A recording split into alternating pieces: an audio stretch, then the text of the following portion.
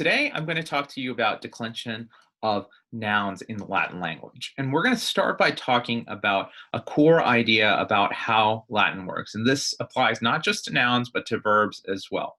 So, Latin is what we call an inflected language, which means that as we change the endings of words, their meaning and therefore their function in the sentence shifts, or perhaps we should say it the other way, their function and therefore their meaning shifts. Okay, so this is different than what we generally have in English, right? So in English, order generates our meaning.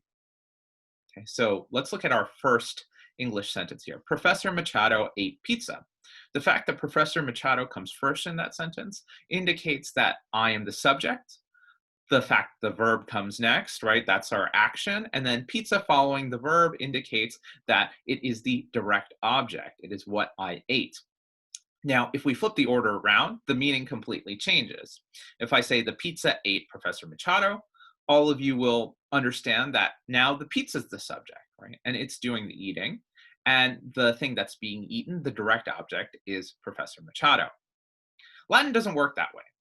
In Latin, word order is not particularly important in determining meaning. It's the way that words end that signal its function and its meaning within the sentence. Okay, so let's take an example. And this first example comes from a story in Hyginus. Okay, so you're looking at real Latin already. Hanc aquilum Hercules inter fecit. Okay, so Hercules here is the subject of the sentence. Hercules killed this eagle. Okay, this is part of a story about the giant Prometheus. We'll be reading more about him later, right? But I want you to realize here that here the subject is not the first word of the sentence. The verb is not following the subject, and the direct object is the first two words of the sentence, right? So Hercules killed this eagle. Okay. Our second sentence means exactly the same thing. Hercules killed this eagle.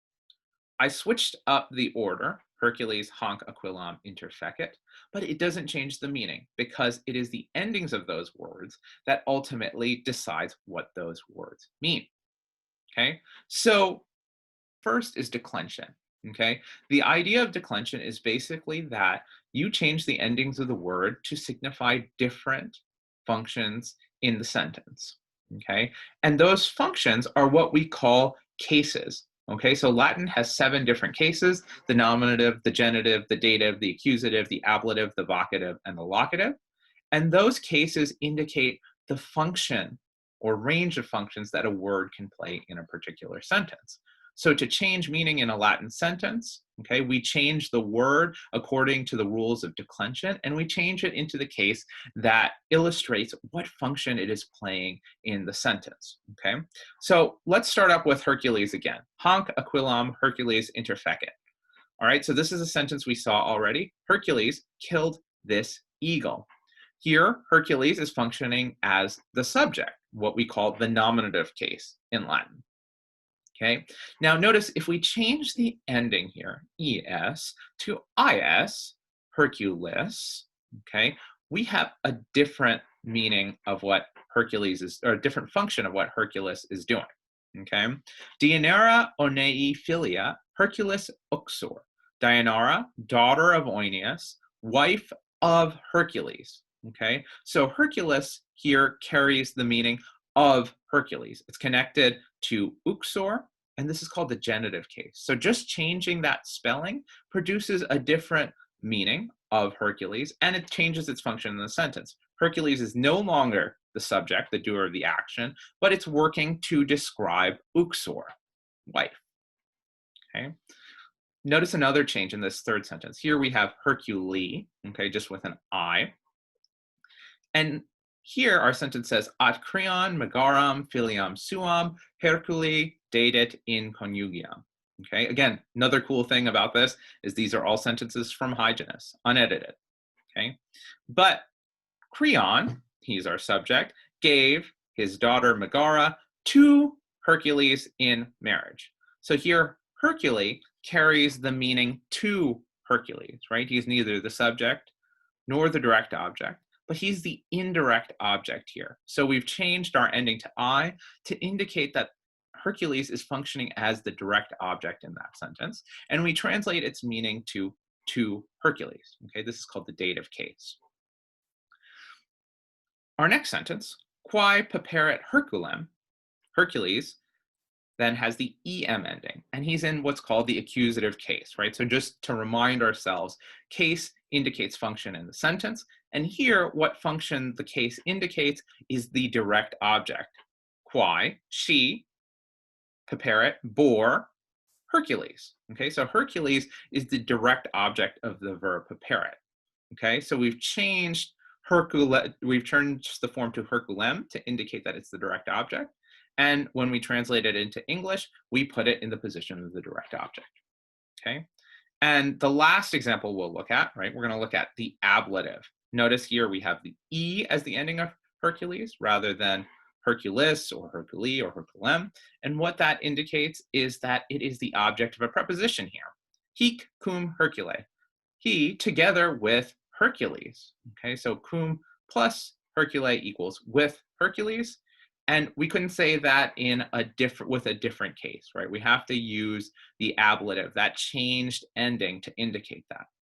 Okay, we'll go over the cases and their usages over the course of the semester, but what I want you to extract from this short little discussion here is that when we change the endings of these words, we are signifying a changing function in that word. Okay, and that changing function is indicated and we discern it through the case.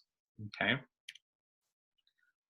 so let's take a brief look at how do we get to these ideas of declension and case. Okay, so we said declension are the rules that we follow for changing endings of words, and cases tell us what that ending means in terms of function of a sentence, right? So here we have what you'll get if you looked up Hercules in a Latin dictionary. And we'll say more on this later in the semester. But for now, we have Hercules, right, just like we see it, and Hercules, okay, masculine, Hercules. And so what we have here is the nominative singular form of Hercules, right, like we saw in that first sentence, followed by the genitive singular form of Hercules, which we see in the second sentence here, okay, genitive singular form. Then we have our grammatical gender, which overlaps with but is not coextensive with biological gender. And then we have the definition, okay?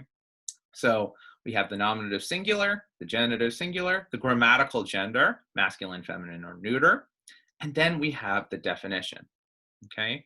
And what I want to highlight here is the important thing is the genitive singular, okay? It defines the declensions, right, which are the set of rules that we have for changing the cases, and there are 5 declensions in all that we will learn. And secondly, it defines the stems that we are going to add endings to form the particular cases. Okay, so Hercules tells us what the root is and how we change and what stays the same as we change the different endings.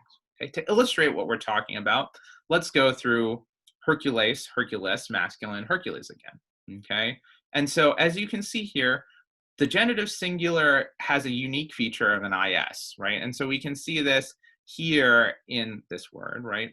Way back when. And notice as we change all the different meanings of Hercules, right?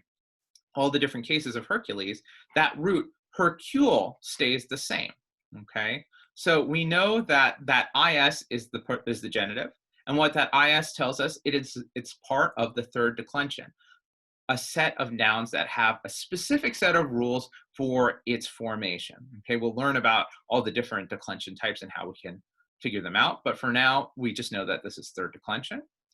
It also tells us that if we drop that is ending, that Hercule, as we saw, is the root. And so to form any case, except for the nominative singular, which is provided by the dictionary entry, we just take the root, Hercule, and then we add the appropriate ending in the declension.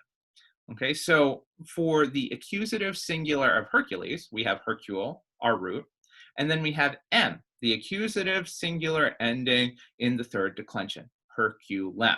Okay, so that's our accusative singular. Now, if we flip back to our fourth sentence here, quae paperet Herculem, that's our accusative singular, right? And then once again, that accusative indicates that that the word is functioning as the direct object in the sentence here, okay? And we garner that function, we get that function from looking at that ending em, okay? So to just kind of summarize and take the big picture topics from this, okay, we have, when we're dealing with nouns, and we'll see this is also true with adjectives, a system called declension. And what declension means, it's the system by which Latin words change their endings in order to indicate an array of different functions and meanings.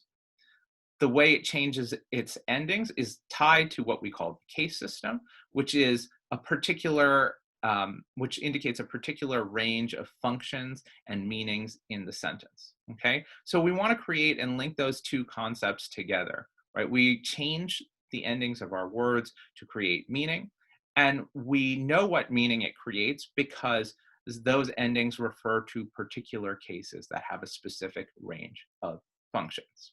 Okay, I hope you guys enjoyed that, and I look forward to hearing your questions.